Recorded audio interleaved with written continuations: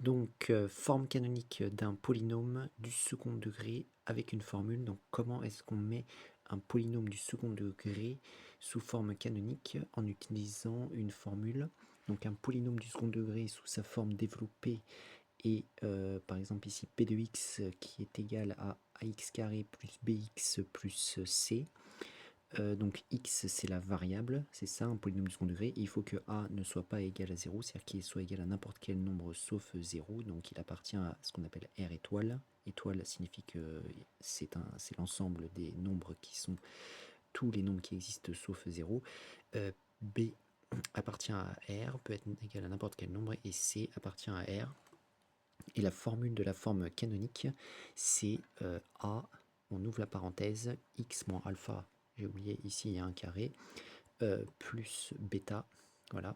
Et comment est-ce qu'on trouve ce alpha et ce bêta, sachant que x c'est la variable qui appartient à R et A c'est le même A qu'elle a, mais comment est-ce qu'on trouve alpha et bêta?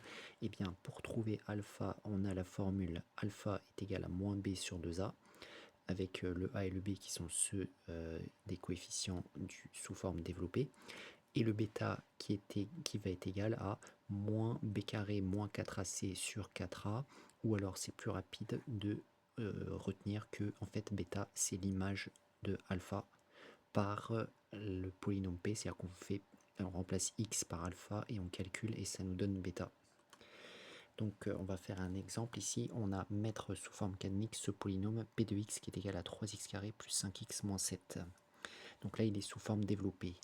Donc du coup on voit bien que a est égal à 3, que b est égal à 5 et que c est égal à moins 7. Voilà. Donc on va déjà calculer alpha. Alpha c'est égal à moins b sur 2a comme on a vu. Et donc dans cette situation ça va nous donner moins 5 sur 2 fois 3. Puisque a est égal à 3, ça va faire moins 5 sixièmes. Donc on a déjà trouvé alpha. Maintenant il faut trouver bêta. Donc comme on a dit, bêta c'est cette formule-là ou alors cette formule-là. On va faire les deux par exemple pour voir si ça fonctionne bien. Donc je fais p de alpha, déjà je fais l'image de alpha par la fonction p. Donc du coup je fais p de moins 5 sixièmes. Ça va être égal à 3 fois moins 5 sixièmes entre parenthèses au carré plus 5 fois moins 5 sixièmes entre parenthèses moins 7. Ça va être égal à 3 fois, alors ici on applique le carré en haut et le carré en bas de la fraction, ça fait 25/36, plus 5 fois moins 5, ça fait moins 25 sur 6, moins 7 égale, donc on continue le calcul, on multiplie un nombre par une fraction, le nombre multiplie juste le numérateur, 3 fois 25 ça fait 75, donc on obtient 75 sur 36. Ici on va mettre au même dénominateur pour mettre sur 36, donc on va multiplier par 6 en haut et en bas, donc déjà il y aura un moins, puisque ici on a un moins qui va rencontrer un plus lorsqu'on va retirer la parenthèse. 6 fois 25 ça fait combien? C'est la même chose que 3 fois 50, ça fait donc 150 sur 36, comme ça on est au même dénominateur. Le 7 on va aussi le mettre sur 36, ça va nous donner 7 fois 36 sur 36. On continue le calcul, égal, donc on fait 75 moins 150, ça fait, puisque 75 c'est la moitié de 150, ça va faire moins 75 sur 36. Donc là je rappelle que je calcule bêta, et là je vais faire 7 fois 36, donc 7 fois 6, 42, donc déjà il y a un moins, je mets le 2, je retiens le 4, 7 fois 3, 21, plus 4, 25, donc j'obtiens 252 sur 36. Maintenant que je suis au même dénominateur, j'additionne les deux, donc là on additionne deux nombres de même signe, donc qui sont négatifs, donc le résultat sera négatif. Le dénominateur sera 36, et je vais additionner cela. Donc déjà 252 plus 50, ça fait 302. 302 plus 25, ça fait 327.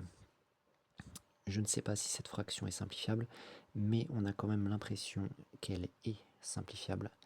Elle a l'air d'être simplifiable par 3, puisque quand j'additionne les chiffres en haut, ça fait 12, et quand j'additionne les chiffres en bas, ça fait 9, et donc c'est la règle des divisibilités par 3.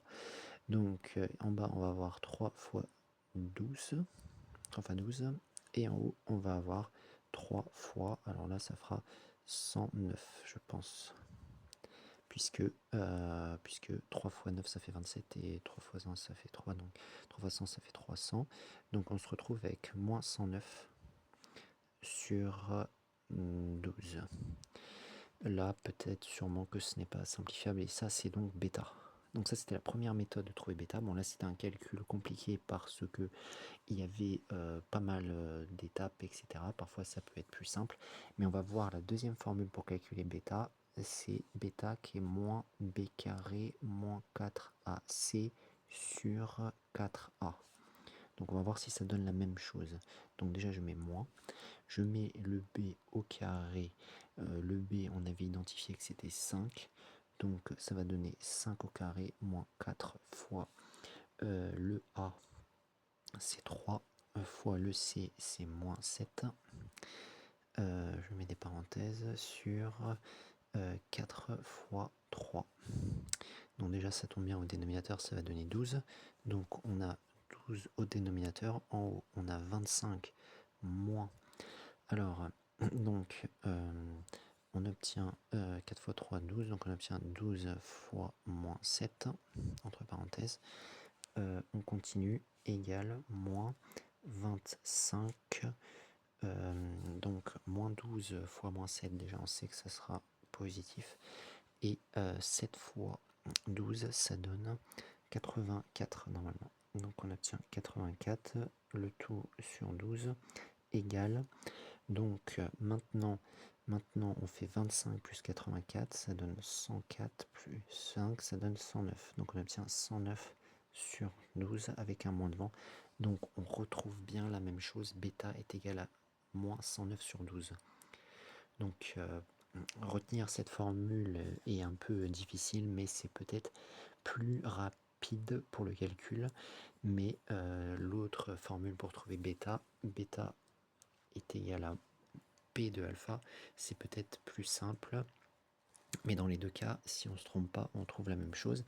Et donc maintenant, j'utilise la formule pour donner la forme canonique. P de x égale, entre parenthèses, x moins alpha au carré avec le a en facteur plus bêta égale, je remplace toutes ces valeurs que maintenant j'ai. Le a c'était 3, donc je mets 3 facteur de x moins le alpha que l'on avait trouvé qui est 5 sixièmes, donc ça fait moins 5 sixièmes, donc entre parenthèses le tout au carré, et ensuite plus moins 109 sur 12 en mettant bien entre parenthèses parce qu'il y a deux signes qui suivent, mais ensuite je vais retirer toutes ces parenthèses qui évite que les signes se suivent, donc ça va faire 3 facteurs de x. Donc là quand je vais retirer cette parenthèse, le plus va rencontrer le moins, ça va donner plus 5 sixièmes entre parenthèses au carré, moins, puisque là le plus rencontre le moins lorsque je retire la parenthèse, ça fait moins, donc moins 109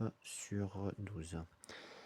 Voilà, p de x est donc égal à 3 facteurs de x plus 5 sixièmes au carré, moins 109 sur 12.